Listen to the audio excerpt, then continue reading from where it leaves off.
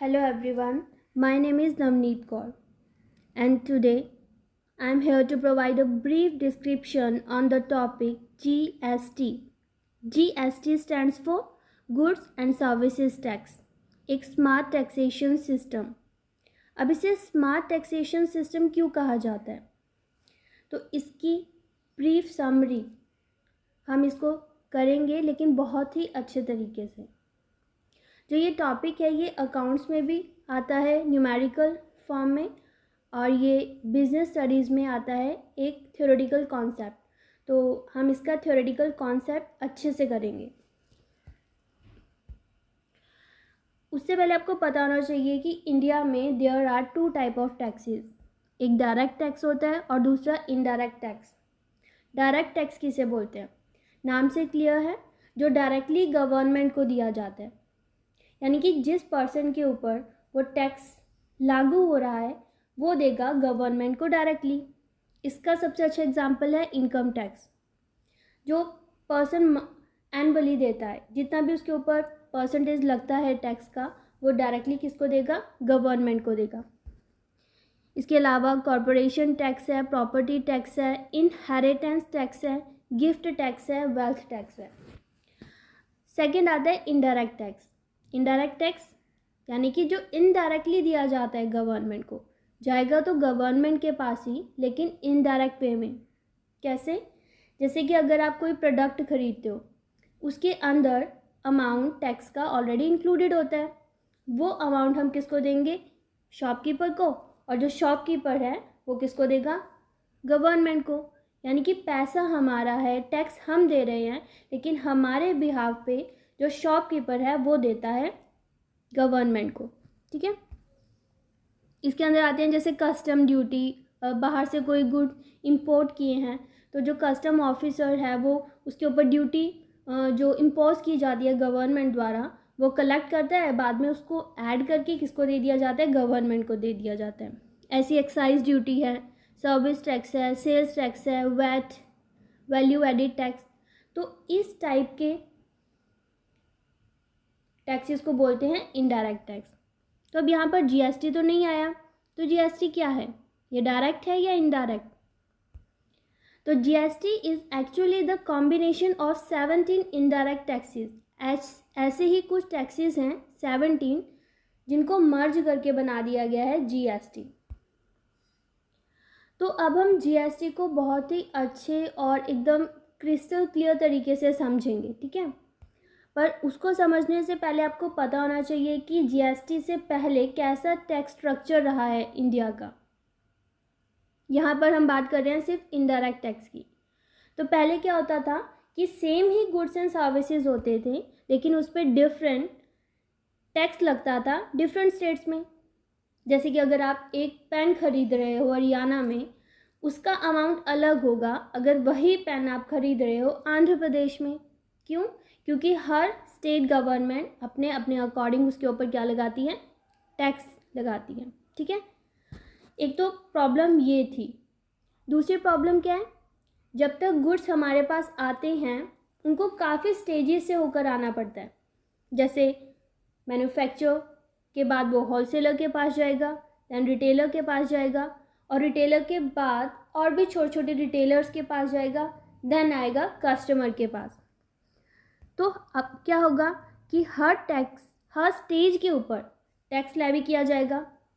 पहले manufacturer tax लगाएगा, वो ऐड किया जाएगा, फिर उसके बाद होलसेलर अपना अमाउंट डालेगा उसमें, फिर रिटेलर। तो इस तरीके से जो प्राइस है प्रोडक्ट का वो बहुत ही हैवी हो जाएगा, और अल्टीमेटली बियर उसको कौन करेगा?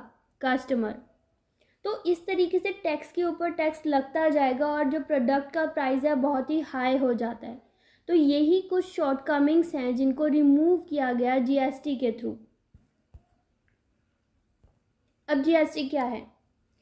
जीएसटी का स्लोगन है one tax one nation one market. GST को वन टैक्स कहा जाता है। क्या ये एक्चुअली में सही है वन टैक्स कहना? क्योंकि हमने फर्स्ट स्लाइड में पढ़ा था कि जीएसटी एक इनडायरेक्ट टैक्स है, डायरेक्ट नहीं। यानी कि डायरेक्ट टैक्स को तो यहाँ छेड़ा भी नहीं। तो अगर हम पूरे टैक्स स्ट्रक्चर की बात करें तो उसको वन टैक्स कहना सही नहीं होगा, लेकिन सिर्फ इनडायरेक्ट टैक्सेस की बात करें कि इनडायरेक्ट टैक्सेस को कंबाइन करके ही तो जीएसटी बनाया है, तो इसीलिए इसको वन टैक्स कहना सही होगा।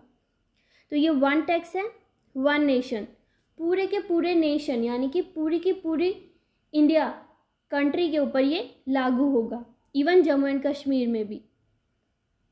वन मार्केट, अब वन मार्केट क्यों कहते हैं इसको? क्योंकि आप प्रोडक्ट कहीं पर भी खरीदो, चाहे वो आप नॉर्थ में खरीद रहे हो, नॉर्थ ईस्ट में खरीद रहे हो या साउथ में खरीद रहे हो, आपको सेम ही अमाउंट देना पड़ेगा सेम प्रोडक्ट का। अब ये जीएसटी आया कब था? यह आया था 1 जुलाई 2017 में। जीएसटी का जो कॉन्सेप्ट है ये सबसे पहले स्टार्ट हुआ था फ्रांस में, लेकिन जो इंडिया जो सिस्टम फॉलो करती है जीएसटी का वो लिया गया है कनाडा से, यानी कि जो कनाडा में जिस टाइप से ये सिस्टम चलता है CGST SGST, उसी तरीके से यहाँ पर चलता है इंडिया में, यानी कि ये मॉडल हमने कहाँ से लिया है? कनाडा से। तो इसकी प्रॉपर डेफिनेशन क्या हो जाती है कि जीएसटी एक ऐसा इनडायरेक्ट टैक्स का सिस्टम है जहाँ पे बहुत ही ईजी हो जाता है, ईज हो जाती है, यूनिफॉर्मिटी आ जाती है नेशनल लेवल पे, और यहाँ पर मेन कंसिडरेशन किसे लिया है? फाइनल कंज्यूमर को, जहाँ पर अब उसको टैक्स के ऊपर टैक्स पे करने की ज़रूरत नहीं है। टैक्स के ऊपर टैक्स पे करना मतलब इस कॉन्सेप्ट को बोला जाता है कास्केडिंग इफेक्ट, जिसको आने वाली स्लाइड्स में हम आगे करेंगे। अब देखो जीएसटी अप्लाई कहाँ कहाँ होता है। सबसे पहले आता है कि डील, यहाँ पर यह अप्लाई होता है जहाँ पे डील हो रही है 20 लाख या 20 लाख से ऊपर के अमाउंट की। यहाँ पर प्रॉफिट की बात नहीं की जा रही, सेल परचेज की बात की जा रही है कि यहाँ पर 20 लाख का सामान खरीदा जा रहा है, बेचा जा रहा है, तो उस वहाँ पर अप्लाई होगा जीएसटी। देखो जैसे कि आपने देखा है कि छोटी शॉप पे हम सेम प्रोडक्ट खरीद रहे हैं, वो हमको सस्ता पड़ रहा है, लेकिन वहीं पर हम बड़ी शॉप पे जा रहे हैं, मॉल में जा रहे हैं, तो वहाँ पर वो प्रोडक्ट हाई का मिल रहा है। क्यों? क्योंकि वहाँ पर टैक्स वगैरह लगे हैं, यानी कि वहाँ पर जीएसटी अप्लाई होगा। लेकिन जो छोटी छोटी शॉप्स होती हैं ना, उनके ऊपर जीएसटी अप्लाई नहीं होता, क्योंकि वो 20 लाख तक का सामान खरीद या बेच नहीं रहे हैं, उनका मार्जिन बहुत ही कम होता है। सेकंड, ये इंटर स्टेट पे अप्लाई होता है। अगर एक स्टेट में वो गुड्स बन रहे हैं और दूसरे स्टेट में जाके बिक रहे हैं, तो वहाँ पर क्या होगा? जीएसटी लगेगा। अगर आप ऑनलाइन शॉपिंग कर रहे हो, चाहे वो अमेज़ॉन से, फ्लिपकार्ट से, कहीं से भी ले रहे हो, तो वहाँ पर आपके प्रोडक्ट में जीएसटी का अमाउंट ऐड होकर आएगा। ठीक है। अब जीएसटी को एक्चुअली पढ़ने के लिए हमें पता चल गया कि ये कब लागू हुआ, कहाँ से हमने ये मॉडल लिया, एक्चुअल जीएसटी है क्या।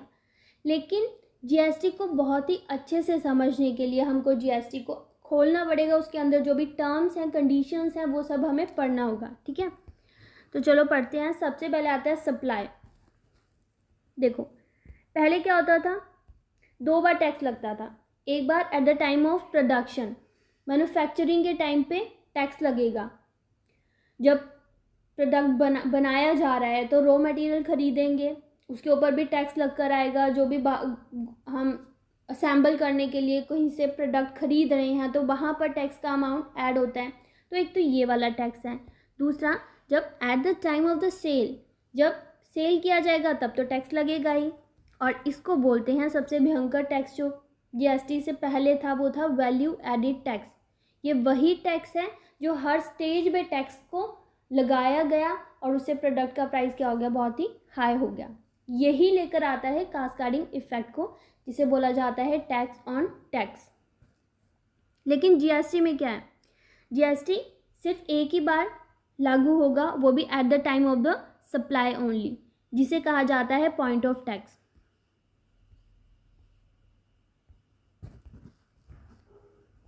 ठीक है, अब देखो जो सप्लाई है ये भी 2 टाइप्स की होती है। सप्लाई,